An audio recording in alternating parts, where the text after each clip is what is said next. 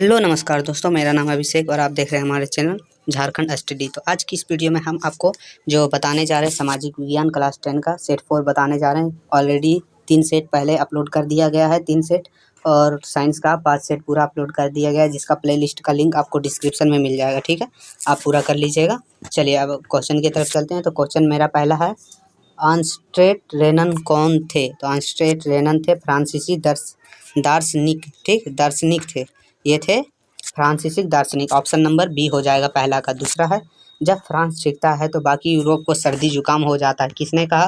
तो ये कहा था, ये आप लोगों को पहले भी मतलब सेट 1 में भी पूछा है ये क्वेश्चन। तो ये हो आपका मेटरनिक, आपको ये पता ही है। चलिए अगला क्वेश्चन है, राष्ट्रवाद की पहली अभिव्यक्ति किस क्रांति के साथ हुई? तो ये है आपका तीसरा का जो आंसर हो जाएगा ऑप्शन नंबर बी हो जाएगा। ठीक, तो कब हुई थी? 1789 फ्रांसीसी क्रांति से। ठीक है, चलिए अगला क्वेश्चन है मेरा क्वेश्चन नंबर 4, दुनिया में पहली भूमिगत रेल का निर्माण कहाँ हुआ? दुनिया में, पूरा दुनिया का पूछ रहा है। ठीक है, तो पूरा दुनिया में हुआ था लंदन में, सबसे पहले हुआ था।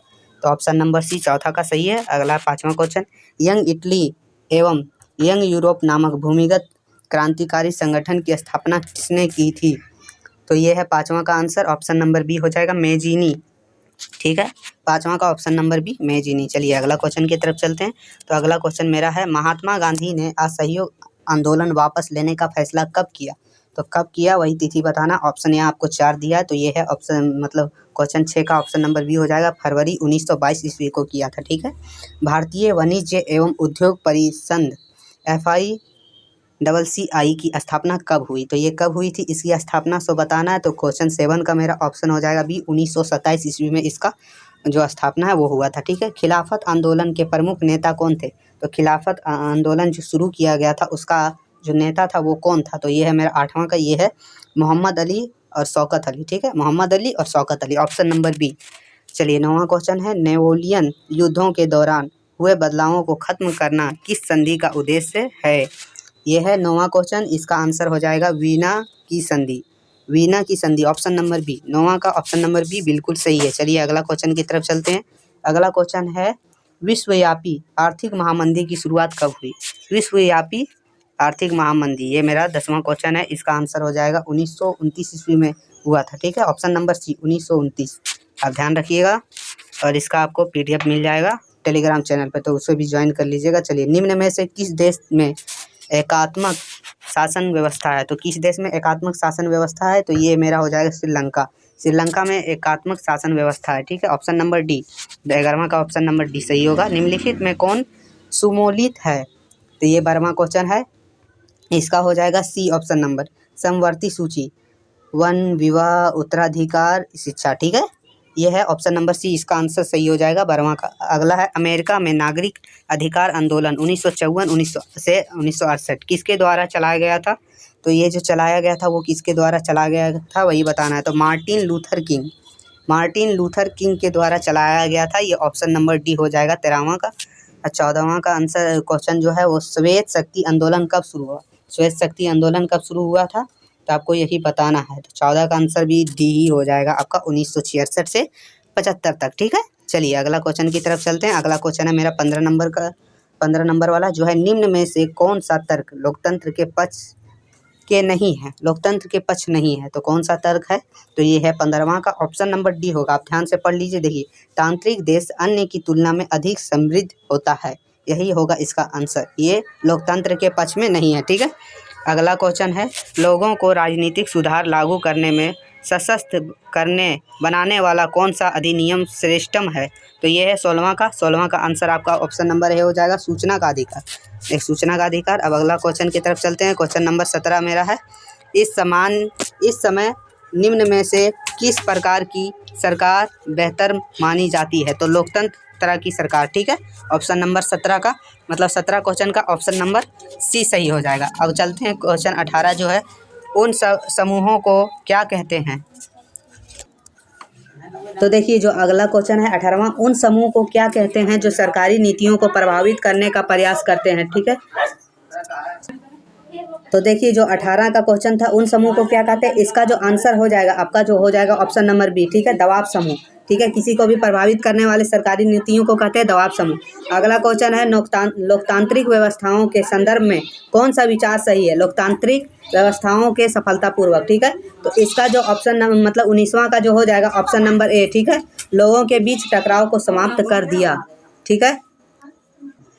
तो चलते हैं अगला क्वेश्चन की तरफ। चलिए 20वां क्वेश्चन, तो जो 19वां का पहला होगा, ठीक है, टकराव को खत्म कर देता है, ठीक है, ऑप्शन नंबर ए। 20वां क्वेश्चन है भारत में कितने राज्य और केंद्र शासित प्रदेश हैं? तो इसका जो आंसर है 20वां का वो है ऑप्शन नंबर सी, 28 राज्य और 8 केंद्र शासित प्रदेश है, ठीक है, ऑप्शन नंबर सी। तो 20वां का ऑप्शन नंबर सी बिल्कुल सही है। भारत की उत्तरी मैदान किस प्रकार की मृदा से बनी है? तो ये होगा जलोढ़ मृदा, सी, ठीक है, ऑप्शन नंबर सी। 21 का ऑप्शन नंबर सी बिल्कुल सही है। अगला क्वेश्चन है, देखिए, भारतीय वन संरक्षण अधिनियम किस वर्ष पारित की हुआ? तो किस वर्ष पारित हुआ? तो ये है 1972 ईस्वी को, ठीक है, ऑप्शन नंबर बी। अगला है 23वां। चलिए 23वां क्वेश्चन की तरफ चलते हैं। तो 23वां क्वेश्चन है हिमालयन यव किसे टैक्सोल नामक पदार्थ निकलता है? किससे निकलता है ये टैक्सोल नामक पदार्थ, हिमालयन यव, ठीक है। तो ये निकलता है कैंसर से, कैंसर जो है ना वो, ठीक है, ऑप्शन नंबर ए सही हो जाएगा 23वां का। 24वां का है बहुउद्देशीय नदी घाटी को आधुनिक भारत का मंदिर किसने कहा था?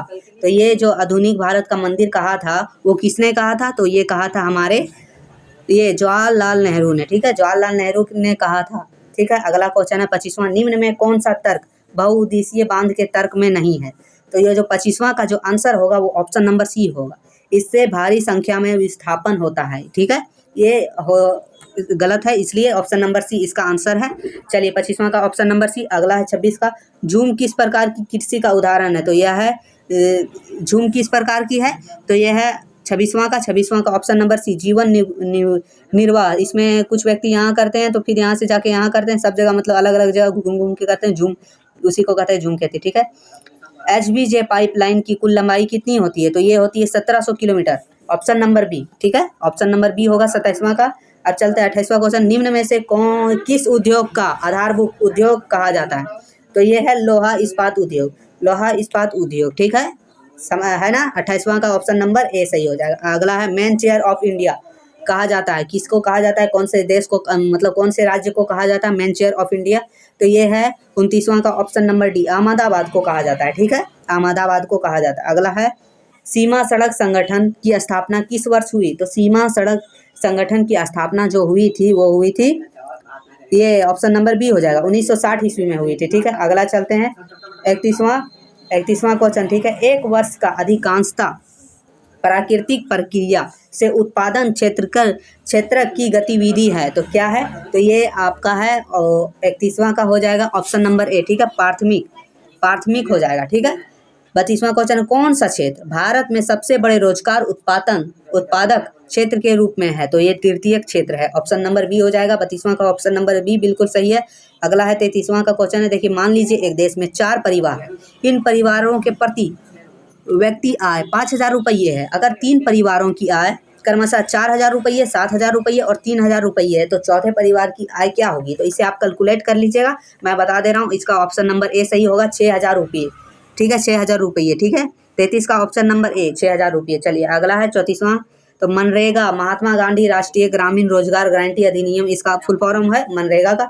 एक वर्ष में कितने दिन रोजगार देता है? तो ये कितना दिन रोजगार देता है मनरेगा? ये तो हमको देता है 100 दिन देता है, ठीक है, 100 दिन रोजगार देता है। अब आ रहा है 35वां का, ऋण की शर्तों में कौन शामिल है? ऋण की शर्तों में है जो शामिल है ब्याज दर, ऋण की राशि, ऋणाधार, यानी उपरोक्त सभी, मतलब ऑप्शन नंबर डी। 35 का ऑप्शन नंबर डी एकदम सही है। चलिए अगला है 36वां क्वेश्चन, वैश्वीकरण ने जीवन स्तर के सुधार में सहायता पहुंचाई है, तो वैश्वीकरण जो पहुंचाई है वो, इसका भी ऑप्शन नंबर ए हो जाएगा, सभी लोगों को पहुंचाई है इसने जीवन के सुधार में, ठीक है।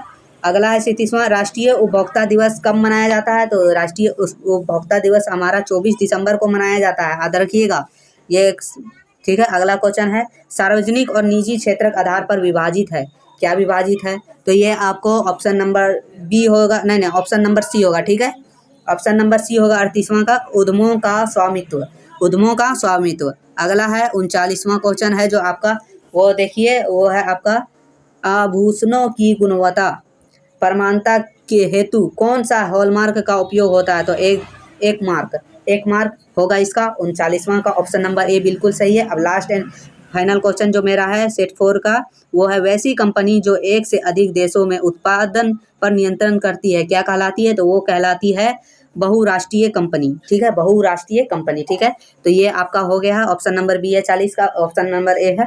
तो आप देखिए यहाँ तक आपका जो सेट 4 का वो पूरा हो चुका है। तो वीडियो थोड़ा सा भी हेल्पफुल लगा हो तो चैनल को सब्सक्राइब करके बेल आइकन को दबाना ना भूलिएगा, और टेलीग्राम को जरूर से ज्वाइन कर लीजिए। अगर आपने पिछला वीडियो नहीं देखा है तो वो भी जाके देख लीजिए। तो फिर मिलते हैं आगे की वीडियो में।